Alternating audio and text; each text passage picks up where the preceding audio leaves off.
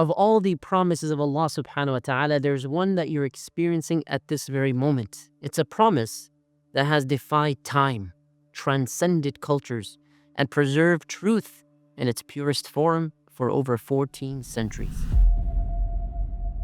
What is the divine promise? Allah subhanahu wa ta'ala says, "Inna nahnu nazzalna dhikra wa inna lahu lahafidhun." Indeed, it is we, the royal we, Allah subhanahu wa ta'ala.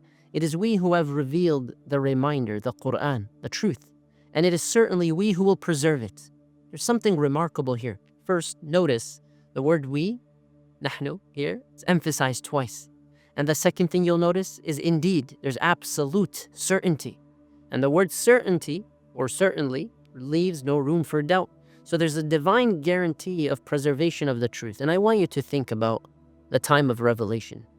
Most people, they were not literate. They did not read and write. There's not a lot of writing, and paper itself was not a thing. And so memory was the primary preservation tool. People used to oftentimes write things on leather or other places, but most times things would disappear. Many things, many books and writings on small parchments, they would change. Generally speaking, here you look at something like this 1400 years ago and you find it's a very clear type of divine promise in terms of the preservation of the Quran. What is the miracle of preservation? There's an oral preservation, and there's something that now in the world is memorized by millions. The Quran also has a chain of transmission that's unbroken. Multiple independent chains of transmission rigorously authenticated, and there's a global consistency. And of course, there's mass transmission, tawatur. So when you understand the philosophy of epistemology and the preservation of truth through testimony, we find that there's nothing that compares to the preservation of the Quran and later on the hadith as well. And of course, we understand what does it mean to have tafsir literature that is documented from the early generations, or to have asbab al-nuzul, the context of revelation recorded, or to have the rules of language codified, or the meanings explicated. You find, of course, the methods of preservation varied, but during the time of the Prophet ﷺ, there were so many scribes. They would immediately write down what the Prophet ﷺ told them to write. People would memorize it. The Sahaba would hear it in the prayers, and of course, they heard it from the Prophet ﷺ on numerous occasions. They would go and they would learn the Quran in many different ways. There's also the regular review, the recitation of Quran. There are multiple scribes from different walks of life in Mecca and in Medina. And of course, Abu Bakr radiallahu anh ordered and facilitated the compilation of the entire Mus'haf in one place. Now, many Sahaba, they memorized the entire Quran. And of course, many of them had their own Mus'haf. And the tartib of the surah was based on the notes that they took. But Abu Bakr radiallahu anh, he only ruled for 2 years after the Prophet sallallahu alaihi wasallam decided that it was beneficial for the ummah to have all of it compiled in one place. And this is passed down to Hafsa radiallahu anha. And then at the time of Uthman bin Affan radiallahu anh, there's of course an official government decree to send out copies to the different regions, so it's standardized. And of course, this is with the approval of all the noble senior Sahaba. They were so passionate about the truth and the Quran and memorizing it. And so they ensured every single ayah had to be contributed to with somebody else, and it had to be corroborated. And of course, they are all memorizers of the Quran. They understood what it meant to preserve the truth in terms of having it in one place. There's widespread distribution. And now, of course, people all around the world embracing Islam are learning it. And there's a continuation to this tradition. From generation to generation, there's a transmission. There's a global memorization. There are so many institutions.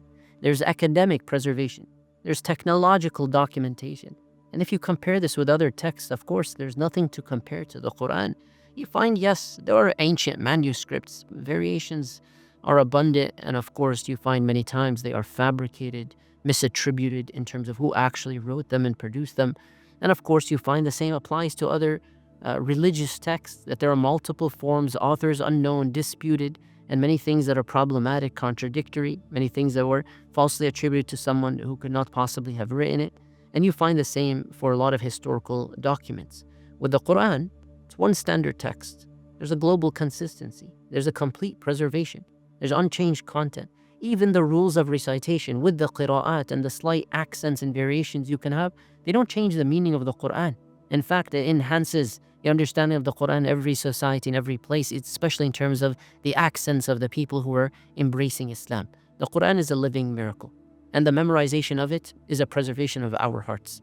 There are millions around the world who've memorized the Quran today, and tens of millions who are memorizing different parts of it, if not over 100 million people.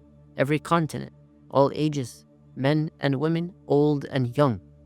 From Indonesia to Morocco, from Russia to South Africa, from Palestine to Ireland, all across the world. Ancient manuscripts to modern prints, and you find the consistency of the Quran. It's a promise of Allah subhanahu wa ta'ala. And of course, there are multiple safeguards. It's not just written preservation, it's an oral transmission. So if the entire world lost all of its documents and books and writings in any form whatsoever, what would remain, of course, for the Muslims with perfection is every single verse of the Quran. There's a community, vigilance, and passion for it. And of course, there's a challenge of time. Even languages change. In 1400 years, you think about the preservation of classical Arabic through the Quran. A lot of other languages, like Latin, for example, essentially it's dead in terms of practice. Old English, unintelligible today. Ancient Greek, usually it's for scholarly pursuits. It's not something people use in everyday life. With classical Arabic, it's still alive through the Quran. It's actively studied. It's the base, the default, the standard. It's widely understood, and you can use it despite all the different accents of Arabic in different states and countries. You can still use classical Arabic and people will still understand. And if you think about the technological age, even today, in our digital age, sometimes things disappear. Files can corrupt, formats become obsolete, data gets lost, even with all the different archives that we have.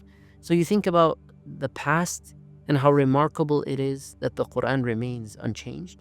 It adapts to new media, it maintains its authenticity, and it increases constantly in its reach. And it's the reason so many people embrace Islam today. The preservation system, you can find it through ijaza, for example, certification that someone is truly licensed. You can find it in the qira'at, sciences, the recitations. You can find it in the rasm, the writing and rules of writing. So there's a personal miracle every time you open a copy of the Quran. You hear its recitation. You see the different scripts that are being used to write it down. You learn its meanings as well. And of course, you're experiencing a living miracle, a fulfilled promise, an eternal preservation, a divine protection. And there's a future guarantee. What is it? This promise ensures continued preservation, continued, and of course, future protection, eternal accessibility, lasting guidance.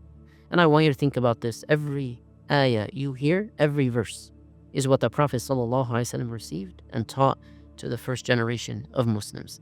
So this is not just history, it's a living miracle. You hold it in your hands, you access it all the time. Question for you. What part of the Quran's preservation inspires or impacts you the most?